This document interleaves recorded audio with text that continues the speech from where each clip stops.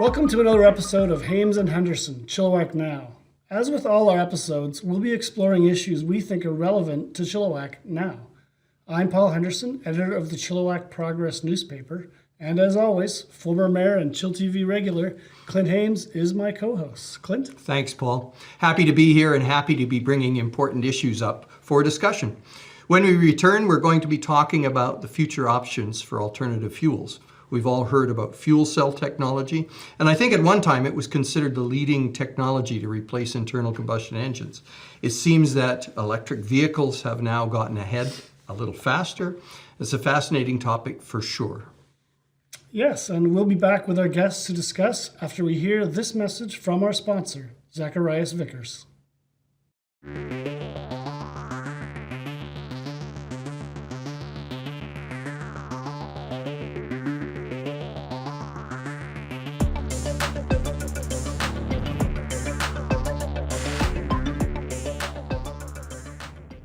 Our first guest is David Leger.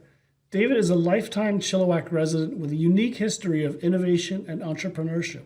He founded Loop Energy, a hydrogen fuel cell engine developer and manufacturer, which listed on the TSE in 2021. And in 2020, he founded H2 Portable Power Corp, a Chilliwack-based portable and stationary zero-emission generator developer and manufacturer. His journey has provided many of the practical lessons and skills required to create, develop, and realize new innovations through to commercialization. He's also the recipient of the 2015 Delta Management Clean 16 Award for his contributions to sustainable energy innovations. Our other guest is Paul McManus. Paul grew up in Chilliwack, graduating from Sardis Secondary before heading to BCIT to study business management. His career in the auto industry began when he was 20 years old. Paul spent 10 years in the corporate world with Ford, Toyota, and Nissan, and another 27 years at the dealership level. Paul has been with Chilliwack Ford for 17 years, most recently as a general manager for the past 2.5 years. So these are two folks that are well-versed in the auto industry and the clean fuel industry as the auto industry is moving to electric vehicles. And we've had and have been talking about fuel cell technology for some time. So I want to start with David. Can you just give us a quick guide to what fuel cells really are? I think a lot of people have heard about fuel cells, but they really don't understand what a fuel cell is and how it works. Yeah, so in essence, a fuel cell is a refuelable battery. So rather than storing the electrons inside of the battery, we store the energy in the form of hydrogen in a storage vessel outside of the fuel cell. Then we flow the hydrogen into the fuel cell. On one side, we have a membrane. We have two plates, which we call flow field plates, and that's actually the innovation of Loop Energy is in the flow field plate for an improvement in performance. And what you do is you have the hydrogen on one side and you have the oxygen on the other, which is in the air we breathe. And on the hydrogen side, the proton is allowed to go through the membrane, but the electron is not. So it goes. The proton goes through the membrane. It joins up with the oxygen molecule, while the electron is taking a full route through an electric motor or a light bulb or the like. It's providing electricity. Once it's done its job through the circuit, it comes back to the cathode, and it joins up with the proton and the oxygen molecule and forms water.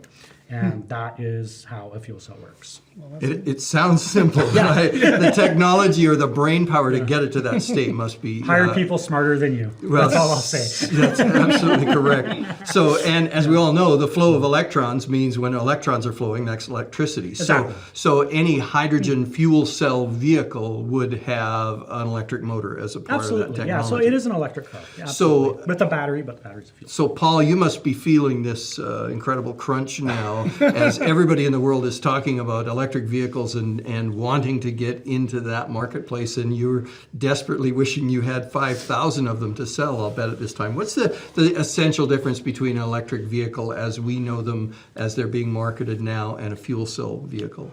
Well, the electric vehicle is strictly battery generating the power for the motor. I mean, it's not as complex and involved, and I'm not a mechanical expert in that respect anyway, but I mean, it's very, very simplified in terms of battery power that generates the power to the motor and does the work. And as you say, the demand is steadily increasing, and the manufacturers are all scrambling to try to match the demand and catch up with what's going on in the marketplace, and obviously with what's transpired in the last couple of years with the pandemic, that's complicated things that much further. Supply chains and such. I was going to just follow on that, just specifically, like, how have you seen the demand for EVs change in the last, say, 5 years at your dealership? And also, what maybe specifically, what electric vehicles does Ford make? Well, the demand really has ramped up more so in the last 2 years. I mean, Ford's right? really, for Ford, I mean, in the bigger picture, you look at Tesla and the impact they've had on the marketplace. I mean, that's very significant. But everybody else is playing catch up right now, and Ford has made a significant investment worldwide to be a major player in the EV world. But with our local market, we're seeing a much stronger demand in just the last 2 years. And for us, I mean, the Mustang Mach-E has been a strong contender in competition for the Tesla, and we're selling as many as we can get right now, of course, and that's the real primary one. We have the plug-in hybrids with Escape and so on, but the Mustang Mach-E is the main EV vehicle we're offering right now, and of course the F-150 Lightning, which we're anxiously awaiting its arrival here I think a lot of people are. BC, and so it's going to be a huge player in the market. But once again, it's going to take time because the production of that vehicle is lagging, for the demand. It's just the way the market's been. So, do you see, David, a transition that we've gone from internal combustion to EVs with batteries to fuel cell? Do you think that's the pathway we're on? Or what's happened to EV that it was at one time with Ballard Power and those innovations that were coming along? I feel like everybody felt like, okay, we're right on the edge of these hydrogen fuel cell, zero emission vehicles. Pretty soon we're all going to be driving, and then all of a sudden we're now into a battery model. Where is the hydrogen fuel cell in that continuum of alternate fuels? So what Loop Energy does, we develop a fuel cell module that provides electricity, and we have them in different sizes, a 30 kilowatt, 50 kilowatt, 60 kilowatt. We're developing a 120 kilowatt engine right now, which is going to be more for long haul stuff for like larger trucks and things. But the interesting part is part of our system is lithium ion batteries. So our fuel cell is actually like a long extension cord that takes advantage of the energy density in hydrogen for such a light weight as opposed to batteries. So it's a combination of both. So our fuel cell actually charges the batteries, and the batteries are then the prime mover. So, but the advantage being is when we pull in to something that would take 5 hours to charge, even on a supercharge, like a big semi as an example, we're out of there in 15 minutes fully fueled again. Right, so that's a huge advantage for fuel cell technology, and also the range. Like if you take as an example the Tesla truck, okay, it's great what they're doing, but at 500 miles of range, it's about 2 kilowatt hours roughly per mile with about a half laden truck. That's a megawatt hour of power that you would have to have on that truck to do that 500 miles. Then leave a little bit of 10% on each end for the battery pack. You're at 1,200 kilowatt hours. I think Tesla's battery is about 6.5, 7 pounds a kilowatt hour. So you quickly do the math there and you realize that you're hauling around about a 6-ton fuel tank from the time you take that truck off the lot until the time you put it in the graveyard. And that whole time you hauled around this massively heavy tank. The other problem with it is that's also about 40% roughly of your payload that you get paid for as a trucker. That's in your truck. That's how you make your living, right? So because of that, it really causes, so I guess what I'm doing is I'm bolstering the case for why fuel cells need to be part of it. But to really answer your question, both technologies in a systems approach are required. But why? But just to not interrupt there. But why? I got to something. But why has it not? Why do we not see hydrogen-powered, SUVs? I guess the main reason would be because of the complication of the technology and the fueling infrastructure, and to get to that point. Yeah. What was really realized was that So I remember the day that suddenly hydrogen woke up again. And it was the day when that report came out that we have 11 years until 1.5 degrees C. That was like 3 years ago, right? And suddenly the world woke up. And then they started looking at, okay, we got to do trucks. We got to do all these bigger, heavier. But then they started to realize what I had just said, which is the weight issue. It became a real problem. And they're going, well, this is a showstopper. You can't use batteries for these applications in long-haul trucking and a lot of these. So anything that really has to work and has a duty cycle throughout the day, it fell short. So, but now you're really starting to see the hydrogen infrastructure being put in place. It was a day the world woke up and suddenly got that. And so, like I'm saying, as they really started to look at the problem, they realized fuel cells had to be part of the solution. So, Paul, is there anything in the auto industry that you're aware of that's saying, gee, we better keep our finger on that hydrogen fuel cell piece as well, notwithstanding the large trucks and the freight and all of that, but is there anything that you're seeing or hearing in the industry that is saying we're going to be looking at that too? Certainly not in anything that's come through our operation or just through Ford. I mean, from what we're seeing and what we're hearing about Ford and everyone else and the consumer marketplace, so to speak, is it's all EV. Ford investing $11 billion into their system. Announced in September 21, I believe, and that's really the thrust. And so that's where the challenge comes in, is you've got the different applications for the needs out there. Yeah. So having this thought of 100% EV and so on, it's not realistic in the marketplace. It's just there's certainly a surge in activity in EVs, and we're seeing the numbers just dramatically rise year over year. And this first quarter was no different. You look at what's happening in the States, what's happening here in Canada, and it's demographic. There's different pockets that are stronger, of course, but it's from a manufacturer standpoint for that commercial or that passenger vehicle and the small commercial. EV is the focus, and I haven't heard anything different. We're not there yet. It seems like the very first electric vehicles were quite small, and a lot of what you're talking about, and we've talked before about this with Loop and with like Class 3 to Class 8. Because you're talking stuff, big, so you're talking trains and marine. That's where more hydrogen is probably going to come in. Yeah. I think that part of the challenge, like right now, is the initial rollout. Like we're really only 5 years in since Tesla really hit it hard, right? Yeah. And I think the real challenge, like in the beginning, there are the three things I think, and you would know this, Paul, like that buyers think about when they're thinking electric car. It's the range anxiety part of it. It's the cost of the car, and then it's the infrastructure, right, to charge it. And in the beginning, this is from what I've read and talked to people, it used to be the cost, and then it was range anxiety, and then it was infrastructure. But now people see all these Teslas going around, and their kid who's 20 years old, he manages to be able to have his payment and have his Model 3 and all that. So number 1 and 2 are now 2 and 3. And number 3, infrastructure, is what's jumped to the front. Mm-hmm. And it's such... so much, I like to joke that if we were to go out tonight and be crazy, grab a big crescent wrench and steal a fire hydrant, and then let's go back to your kitchen and pull off your kitchen faucet and put the fire hydrant there. We don't have a fire hydrant. We still have all the infrastructure back behind that to the main line. And that is what I believe the EV industry, that's a headwind that they'll deal with. And I actually think hydrogen is going to play a huge part in dealing with that from some of the work that we do in my other company, H2 Portable. That's kind of my take on it.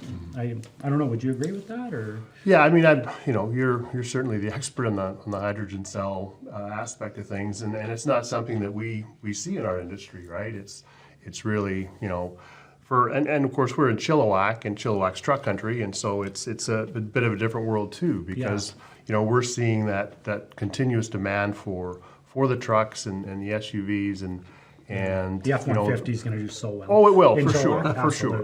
But you just go down the road a little bit into Burnaby, Vancouver, and New Westminster, and they sell significantly more EV products, and there's just a lot of different factors that come into play there, right? Because there's profitability differences and so on, because, you know, a $50,000 vehicle has less margin than a $100,000 vehicle and so on. And I think one of the things that sold me on an EV, and I have both, but what sold me was the operational cost. When I put it together with, I have two vehicles that are virtually the same value. Yep.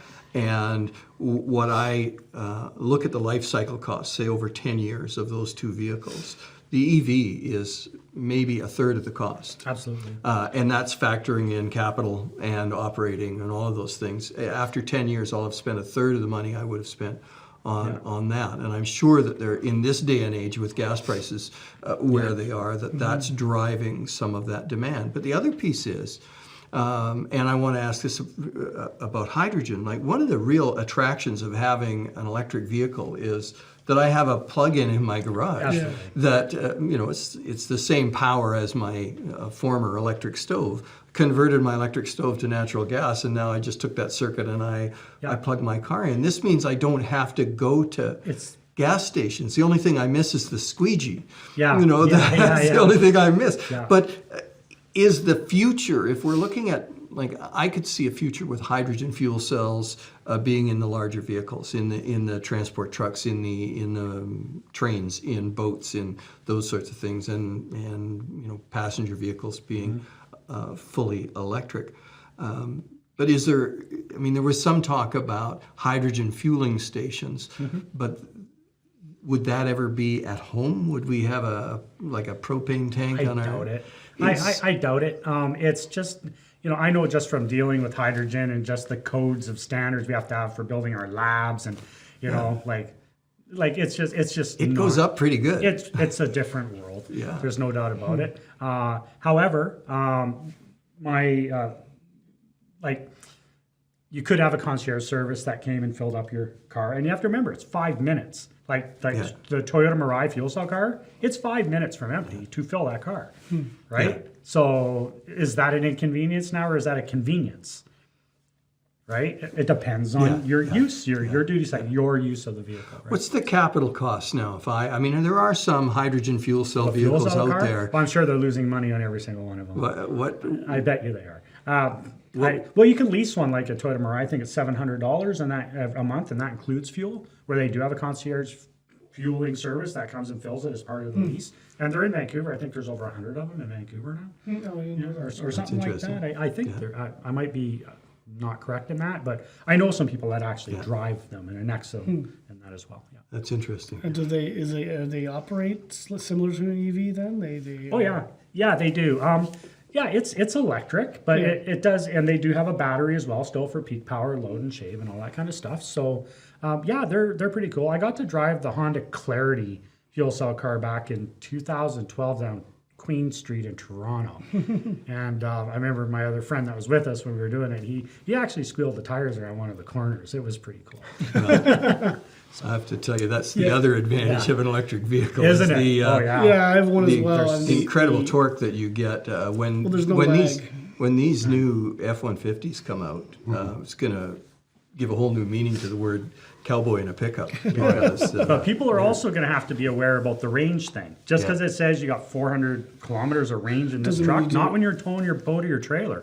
We're driving right, 140. and that's where the range anxiety part will come in. Running your air conditioning or heat. Exactly. That's the one drawback that I see right now with electric vehicles is that I can plug my car in, and it'll show on the screen that I've got up to, and sometimes when it's warm out and good conditions, it'll show I have 550 kilometers of range, and that's great. And I turn the air conditioning on and it goes, it starts coming down. And in the wintertime, you're not getting the same range. But I think it was the Nissan Leaf. They actually did a little thing on it, and if you turned on the heated seats, you had 40% less range. I'm not.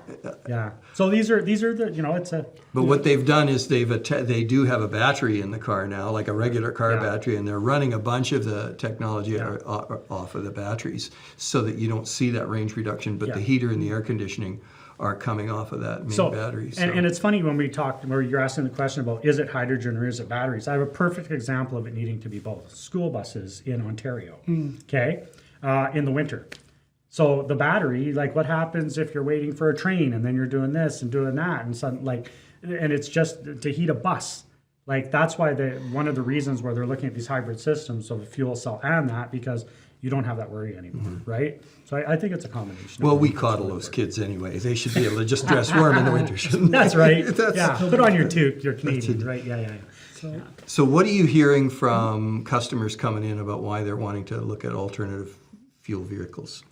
Well, I mean, fuel costs are a big factor right away, right? I mean, we didn't have to hit $2 a liter for that to happen, but it certainly helps to spur that much more activity. Yeah. But it's there's a lot of concern from people about just operating costs, right? And there's always going to be those early adopters that they're excited about the technology. They see what they do their research, and then it's a very different customer too, right? The one that really investigates the EV vehicle, whether it's a Mach-E, whether it's an F-150 Lightning.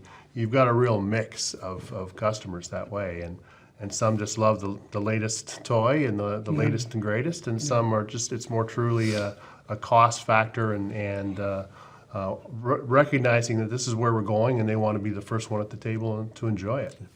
We're going to take a quick break, and I've got a ton of other things I want to ask you about. We're going to hear from our sponsors, and we'll be back talking about alternative fuels with two very interesting folks.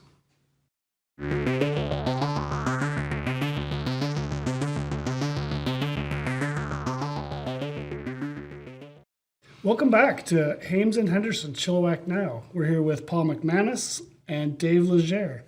And we're talking about electric vehicles and alternative energy and vehicles and where we're going, right?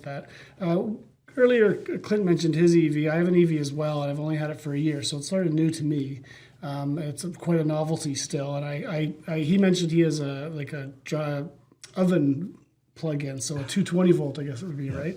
I plug in with a 110 volt. I have a plug that Tesla gives you, and you just plug it in. And they had told me you don't need to do anything more than that. And it doesn't give me a lot, but it gives me 100 kilometers overnight. Yep. And or maybe 120. Basically, 10 kilometers an hour is what I get. So it's not much. I don't drive out of the city. There's a lot of charging stations. And in fact, in Chilliwack, there's a lot of charging that is free at this point. Yeah. I can go to the Save-On grocery store. I can go to the FVRD building, and I feel like I'm sneaking, but I'm just getting free gas. Yeah. But we're on the sort of the edge of people snowballing, buying EVs. Paul said the last 2 years is the demand he's seen at the Ford dealership. So does the grid, at what point can the grid not maintain this demand for electricity, or where are we going with that? I don't know, who wants to start that first? David, you start with that one.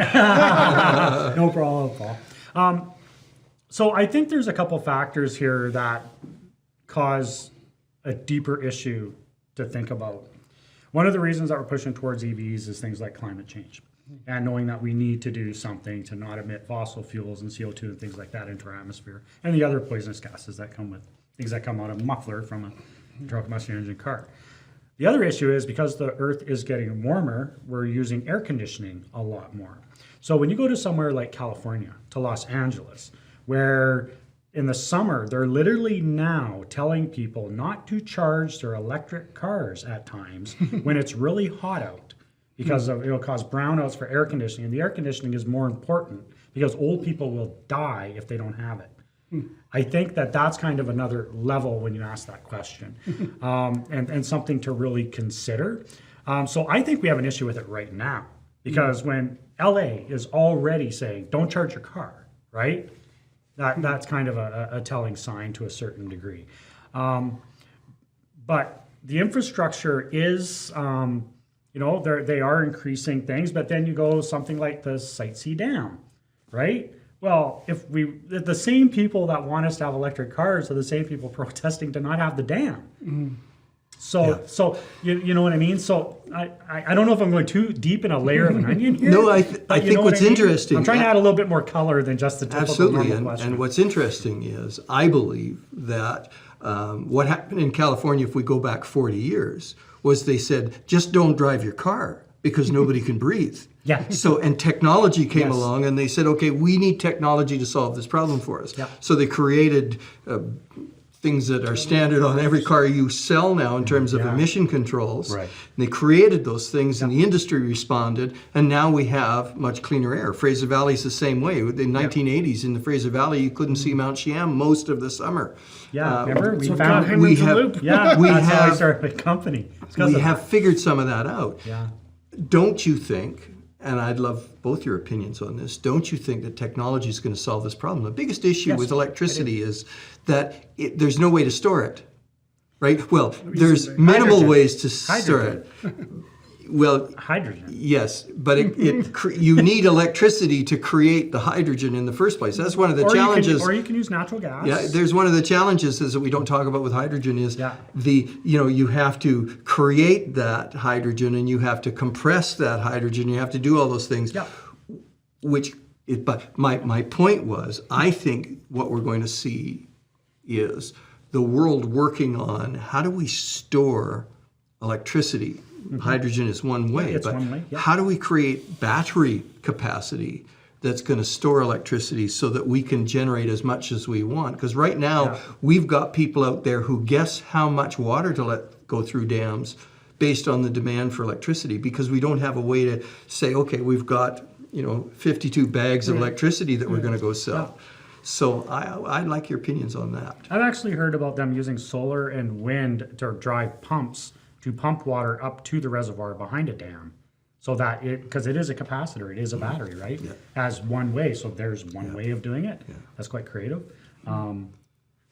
Well, at the end of the day, what we're seeing in society is the questions are always coming up, right? And about how does this all work? What are the answers? Well, we don't have all the answers right now, right? And this is the challenge moving forward, because society is instant gratification right now. That's just the way we exist. We want to know right now how this is going to affect us and where we're going to be in 10 years, where we're going to be in 20 years. But in reality, none of us have the answers to those questions. There's lots of concerns. There's lots of variables out there. And I agree with you, Clint. And I think that overall technology will take care of a lot of these problems, because we can't look at things based on where we stand today. We know that the range is going to improve. We know that all of the technology that goes into these vehicles is going to continue to improve. That's where we are right now. I mean, look at where we were with vehicles 20 years ago, 30 years ago. Obviously, it's changed drastically, and it will in the next 20 to 30 years as well. So, there's got to be a level of calm in society to say, you know what, we're going to continue to work on the technology and the enhancement of what we have to make all of these challenges not go away, but less of concern. Because that's just the way the world is going to have to work. Isn't that a bit of, I have a question for you, Clint. Isn't that a bit of a sort of a dangerous thing to rely on, though? Sort of like, almost like what a lot of the climate change deniers were saying, which is that, don't worry, technology will save us, we'll fix it all. But isn't that an admission from the climate change denier? An admission? Oh, that Isn't it? exists, Yeah. I suppose. Yeah. Well, I'm not suggesting. I'm suggesting, climate. But you have two ways you could go. You could say, let's not invest in this technology. Yeah. Let's invest in technology that keeps making the burning of fossil fuels cleaner and cleaner and cleaner. So, yes, I'm using the. It's being devil's advocate. Yeah, I appreciate being called on that, but I do think that every time we've had a challenge like this, we've responded through better technology. Absolutely. The cars are 100 times cleaner than they were 50 years ago. Oh yeah, air care was a Air huge care, thing. those sorts Absolutely. of programs. Yeah, catalytic converter is an amazing thing. What worries me about this, though, is that in the same way that we have climate deniers, we also have electric vehicle deniers who speak, and I saw a study. I, in fact, was outraged. I saw this very credible study from a very credible organization that said when you factor in all the costs associated with an electric vehicle, it's actually cheaper to have a gas vehicle. And I said, well, I got 3 years of experience that says that's simply not true. Let me read this study. And I did cover to cover. And they said, what they said in that study was, well, the amount of time that a person will stand there while their car is charging if we factored in the wage they should be earning while they're standing there, that negates it. And that was their, and this was a study that people were throwing around and saying, well, this shows you that it's not practical. And I responded by saying 90%, and I, in fact, found the statistics show that 90% of car charging is done at home now. Yeah. So nobody's standing around. No. And I plugged mine into the FVRD building and walked 300 meters to my office. yeah, I know, and that's my taxes. Thank you very No, much no. that are paying for that, but that's okay.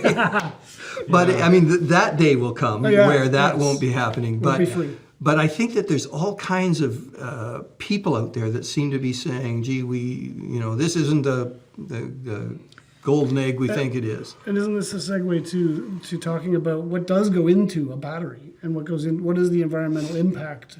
Yeah. Maybe even the global social political Yeah. impact of creating EVs.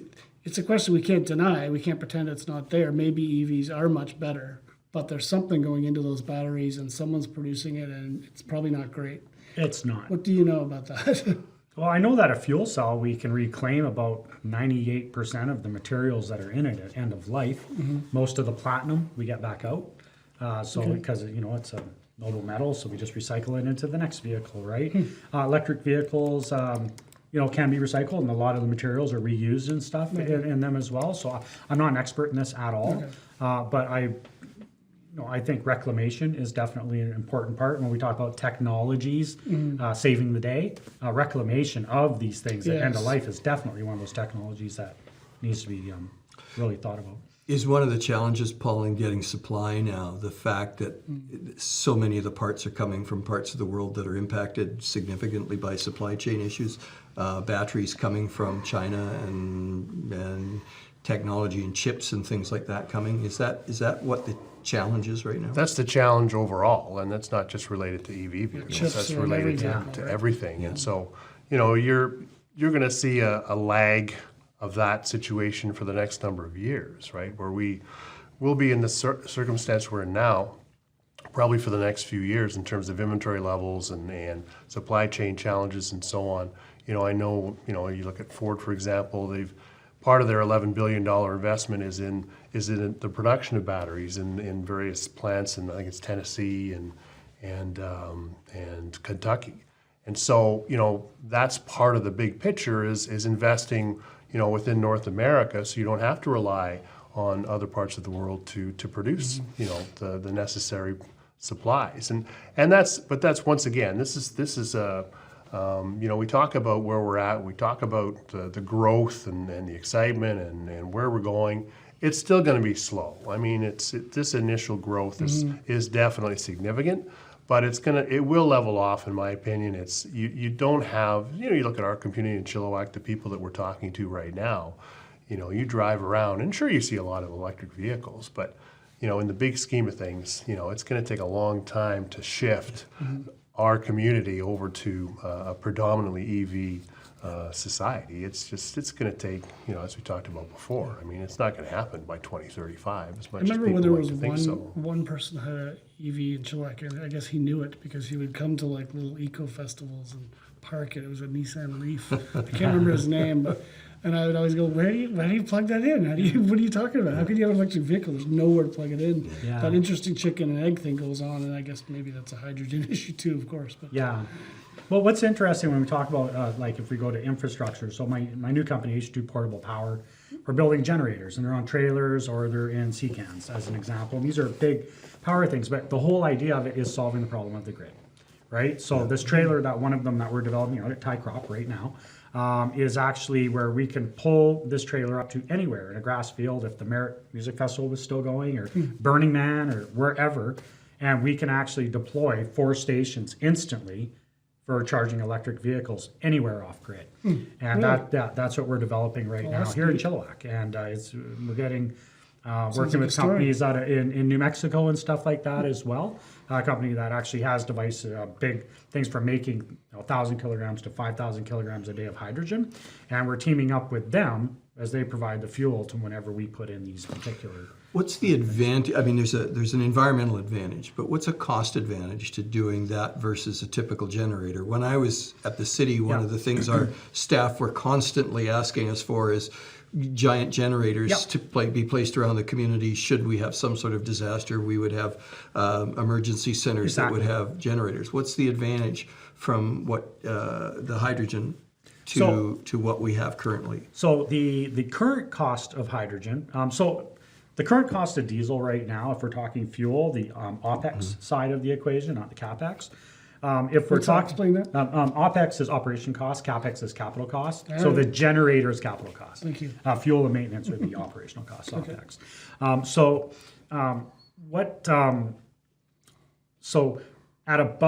the cost of diesel right now, I need my hydrogen somewhere probably at about $8 a kilogram in order to match parity fuel costs right now, today.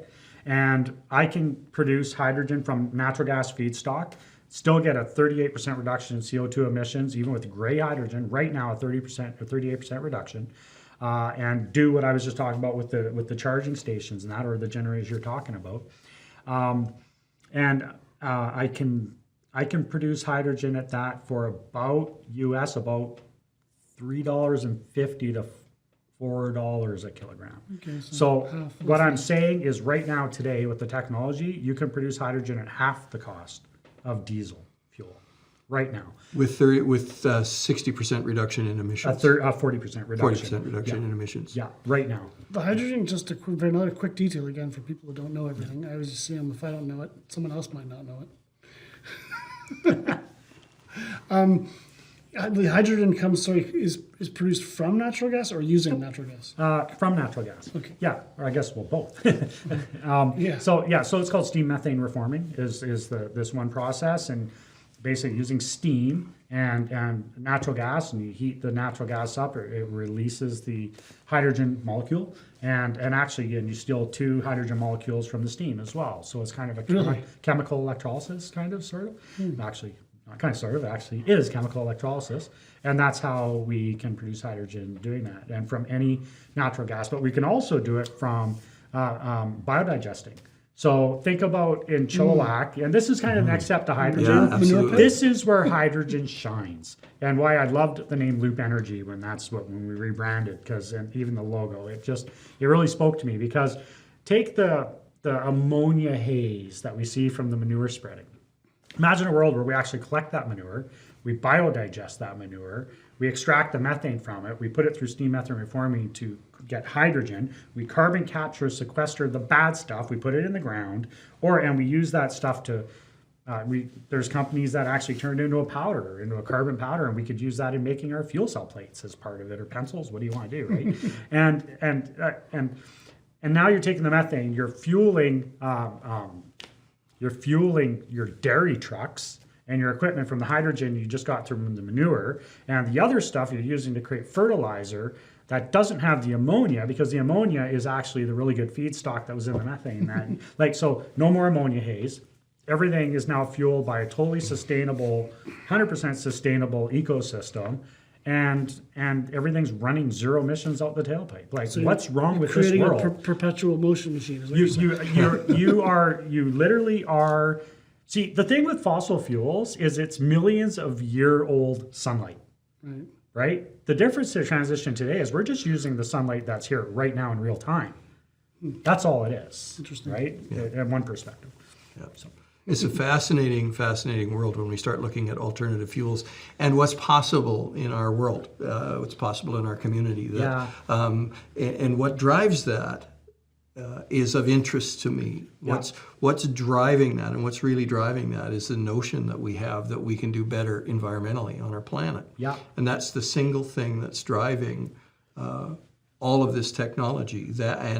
And once it gets to the point, and this is my contention about electric vehicles, once it gets to the point where that's accessible economically for folks, then it just takes off. I don't think hydrogen is there yet, but it will be. I think so. Maybe there will be a natural progression to have all of those things linked, and you may have a straight EV hydrogen vehicles. You may have the methane recapture, which we're doing a little of in the landfill. I think they're capturing methane, and I don't know what they're doing with it, but they're capturing some methane, and I think we'll be seeing a lot more For of sure. that. If we go to Husky and Chilliwack right now, you can get propane, you can get natural gas, you can get diesel and gasoline.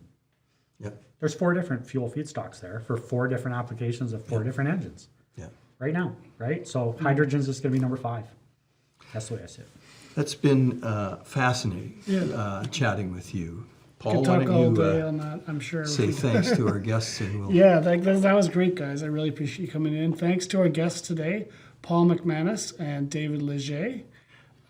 We hope we've had a good conversation, how to address this topic well, highlighted another important issue in our community, and thanks to our gentlemen for participating. Thanks so much, you guys. Thanks for inviting us, guys. It was a pleasure.